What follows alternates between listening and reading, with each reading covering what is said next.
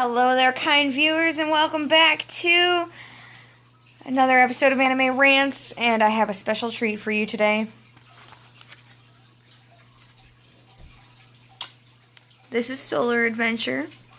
It's an absolutely god-awful anti-communist propaganda film.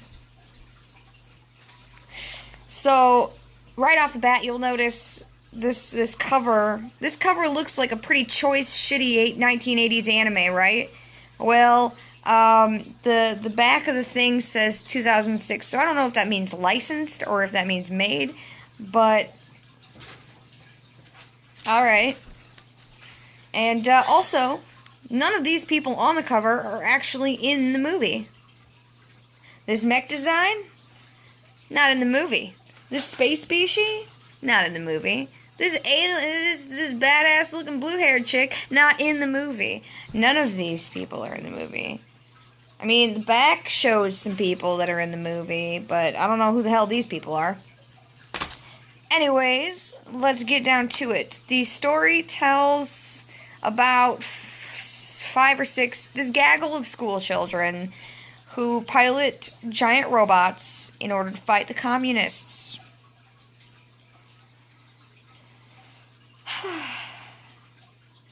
It's amazing.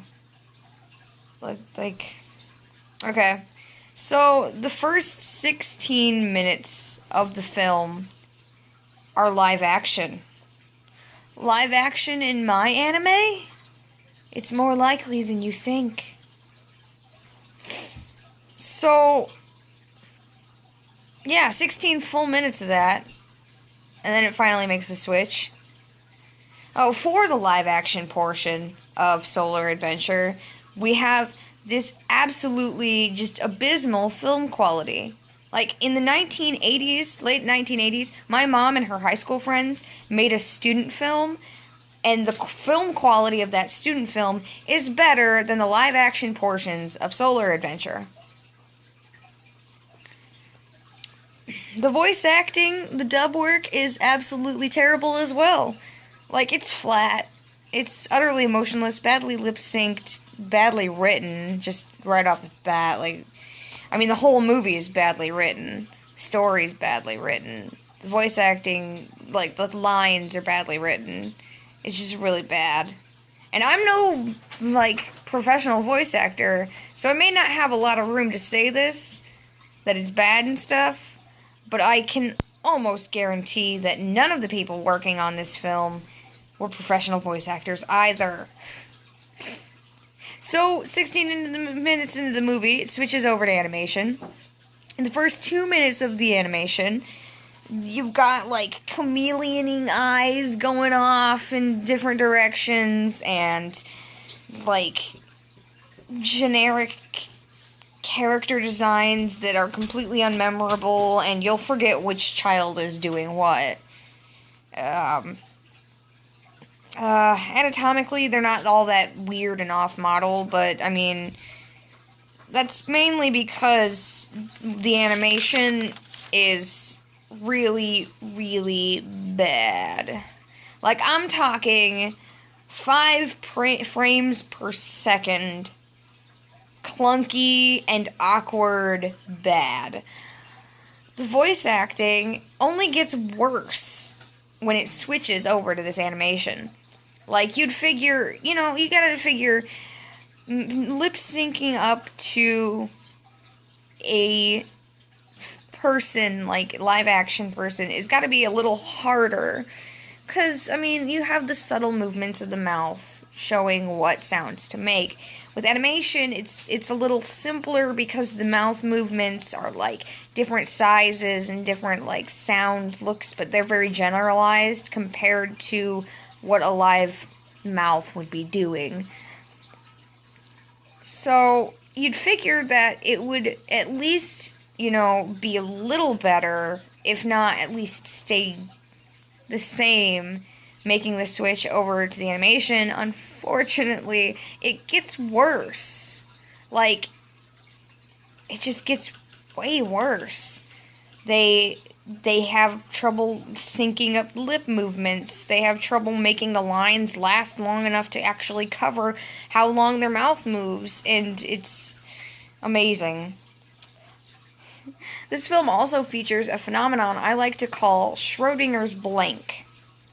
It's when you're watching a film or, experiencing some sort of media, and you don't quite know what physical attribute to expect from a character or place or thing until the moment you observe it.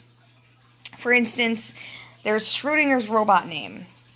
The main robot's name is Shack, or maybe it's Shank, or maybe it's Chank. I don't know. It's all three of those things. Over the course of the film, the voice actors are just like, yeah, fuck, whatever. It sounds good. Okay. Schrodinger's guns are also in this movie. They shoot bullets sometimes and lasers other times. Schrodinger's race. Are these characters humans or are these characters aliens?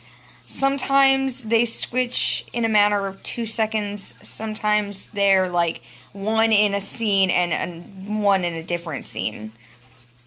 Schrodinger's robot paint job. Is the main robot yellow? No, he's red. Okay, he's red. He stays red. But what about this other one? Is it blue? No, it's red too. Hold on, wait, no, it's blue. Okay, okay, no, it's red. It's red. It's cool. Just play it off. Just fill in the spots. Fill in the blank spots, doesn't matter. So another thing featured quite heavily is strobe effect explosions and death scenes. Remember out there, kids, if you get shot, fall down, but make a bunch of different, really dramatic poses to make the death scene better. The musical score is probably the least terrible thing in the movie, surprisingly enough, and that might just be attributed to my, my love of cheesy 80s synth. I love me some cheesy 80s synth. So that just might be a matter of my personal taste. It's easier to ironically like crappy music than justify this shit show of a movie as being anything less than terrible. So, one particular piece that stands out is this guitar piece. And it's accompanied by, flashing colors. So you get this overall feeling that it's about, the kind of music you would hear a hippie blasting in his VW bus while taking huge rips off of his homemade bong. Unfortunately, when they use that song again, unaccompanied by the colors, it feels more like cheesy porn music. Story-wise, exposition scenes will fill you in on everything you need to know about the situation in space villain's backstory, the robot's origins, the space villain's motivation, amongst everything else that has plot relevance. As an aside here, I want to just bring up, as I'm talking about the villains, the main space villain guy. They don't bring up his title nearly enough. It reminds me of a situation in which Aisha Clan from Outlaw Star's race wasn't stated nearly enough. What was her race again? She's a Katara from the Katara Empire! Thank you. So, back to the end here. The North Korean dictator, who is, of course, the main bad guy, who's cooperating with Space Bad Guy, betrays Space Bad Guy, and then has his forces utterly annihilated by small children in giant mechas, and his last line in the entire movie is, "Why do these things always happen to me?" Sounding as pathetic as and bumbling as you would expect from a propaganda film villain. Bar none. The most bumbling and pathetic I've ever heard anything. And then the very last scene of the animations, the Earth children saying goodbye to their space allies in flat, emotionless voices over and over and over again. For a whole minute of panning still shot. Like, you know what? This scene is gold, and I wouldn't change a single thing about it. It's absolutely the most perfect thing. Absolutely. So the film finishes off back in live action, and when the kids wake up in their tent, having dreamt up the whole scenario, like, not only is this movie lazily written, but the laziest of writing. Like, that cop-out is something I used in a story I had to write for creative writing in 5th grade. So, overall impression of this film, I really wish I would have watched it with witty friends who make funny comments and copious amounts of alcohol. Like, you have to enjoy really shitty, bad quality things and find funny stuff in them in order to enjoy this film. And I mean, it's a gold mine. It really is. It's like the fucking Hope Diamond of shit anime, and just, it's amazing.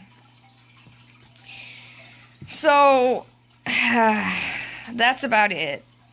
And I would recommend everyone watch this if they like shit anime and that sort of stuff. Even though this technically, I guess, isn't an anime, but I don't know, because, I mean, it looks anime inspired. Close enough. Alrighty, so I will see you guys later. Bye. Hi. Bye. Hi. Bye. Hi. Bye. Bye. Bye. Later. Bye. Don't mess with my